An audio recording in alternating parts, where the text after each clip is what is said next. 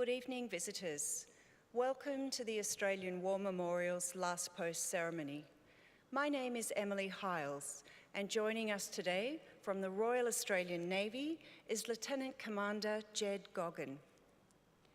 We warmly welcome the family of Private Frank Briggs, whose story will be told shortly.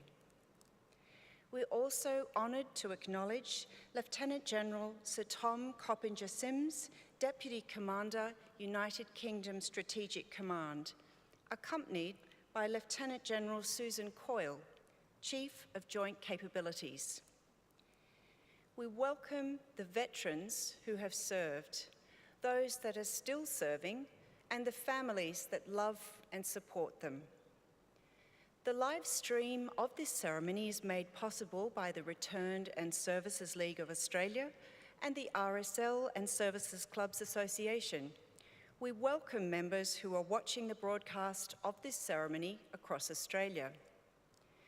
During this evening's ceremony, wreaths will be laid at the base of the Pool of Reflection by family, visitors to the memorial, and students on behalf of Mount Scopus Memorial College visiting from Burwood, Victoria. If you're able, please stand and join in singing the National Anthem.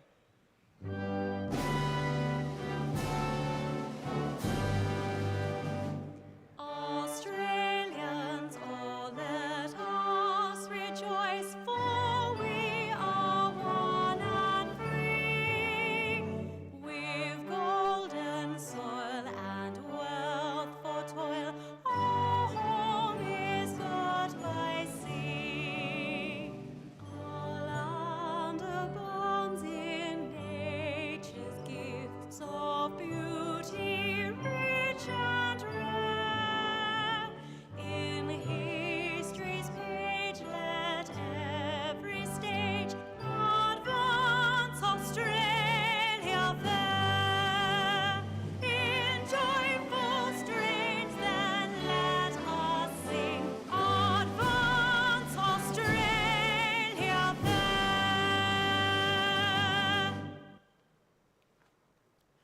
Students, please be seated.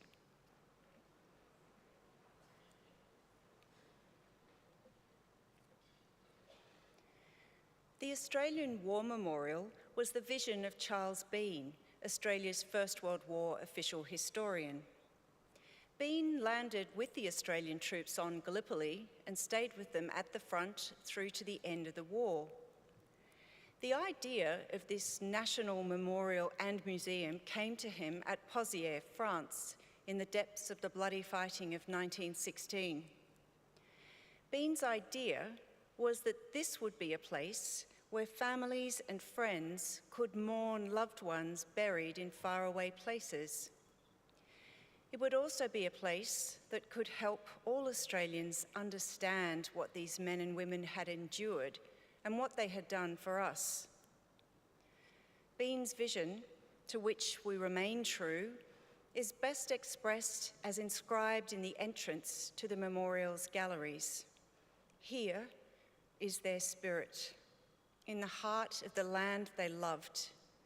And here we guard the record which they themselves made.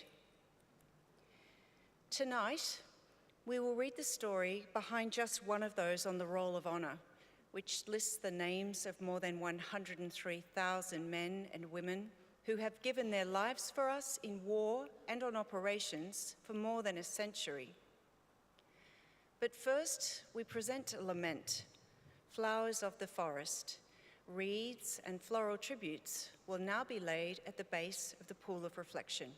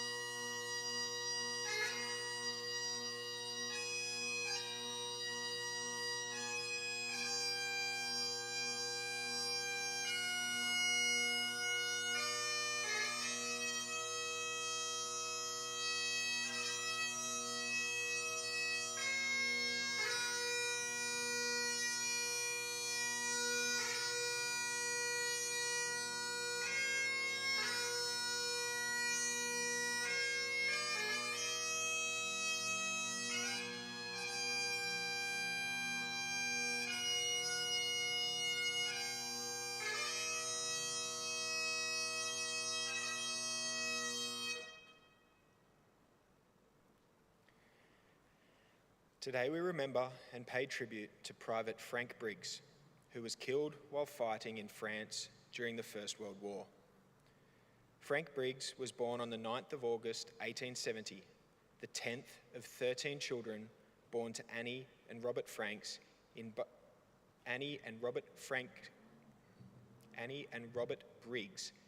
Buninyong, Victoria. While he was young, Frank and his family moved from Buninyong to Benalla, and it was there that he spent the early period of his life, attending Benalla State School. After school, he worked as a painter. At some time in his mid-30s, Frank moved to Druin in the Gippsland region of Victoria. He was described as being of a quiet and friendly disposition. Frank enlisted into the Australian Imperial Force in February 1916. At the time, the upper age for enlistment into the Australian Imperial Force was 45, so Briggs, slightly above the permitted age, listed his age as 42. After training, he embarked from Melbourne with the 18th Reinforcements of the 6th Infantry Battalion. He arrived in England in September 1916, where he continued training and acclimatising to the cold conditions of the European winter. In a letter home to his niece Trixie, Frank described his voyage from Australia to England, including sightseeing during a stopover in Cape Town, South Africa, and a trip to London with many friends from Benalla and Druin, who had also enlisted, a highlight being seeing the Tower of London and the Crown Jewels. In October 1916, Briggs sailed from England to France and on the 12th of November transferred to the 59th Battalion, a unit requiring reinforcement after its participation in the deadly Battle of Fromelles in July. Briggs entered the front line for the first time with the 59th Battalion on the 21st of November 1916, when they occupied a series of trenches near Goudecourt, just north of the Somme River in France. It was here on the 22nd of November 1916 that Private Frank Briggs was killed by a high explosive enemy shell. The exact details of his death remain unknown, though records indicate that heavy artillery fire fell throughout the day, including one shell that killed at least 4 Australian soldiers as they moved to a reserve trench in the area. Private Frank Briggs was likely one of the Australians killed in that shell blast. He had been with his unit at the front for just 10 days. He was 46 years old. In a letter to his family, an officer from Briggs's battalion stated that although Frank had only been with the unit for a short time, he had shown himself to be a keen and very willing soldier, and that he was buried on the night of his death near the place where he had fallen. His grave was never found, and his name is now recorded on the Villers-Bretonneux Memorial in France, which lists the name of more than 10,000 Australian soldiers of the Great War who have no known grave. Frank Briggs was dearly missed by his family. A letter placed in a newspaper by his sister Mary read, "In a hero's grave he is lying. Somewhere in France he fell. Little we thought when we parted, it would be our last farewell." Private Frank Briggs is listed on the Roll of Honour on my right, amongst almost 62,000 Australians who died while serving in the First World War. His photograph of his name listed on the Villers-Bretonneux Memorial is displayed by the Pool of Reflection. This is but one of many stories of service and sacrifice told here at the Australian War Memorial. We now remember Private Frank Briggs, who gave his life for us, for our freedoms, and in the hope of a better world.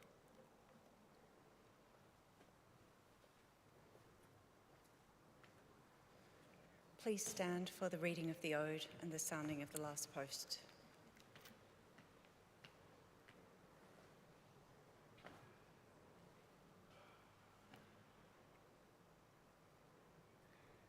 They shall grow not old, as we that are left grow old. Age shall not weary them, nor the years condemn. At the going down of the sun and in the morning, we will remember them. We will remember them.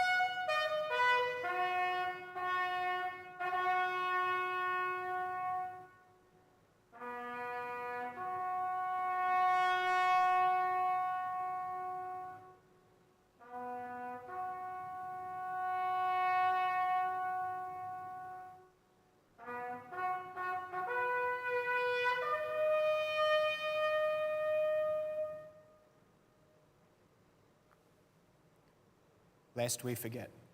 Lest we forget.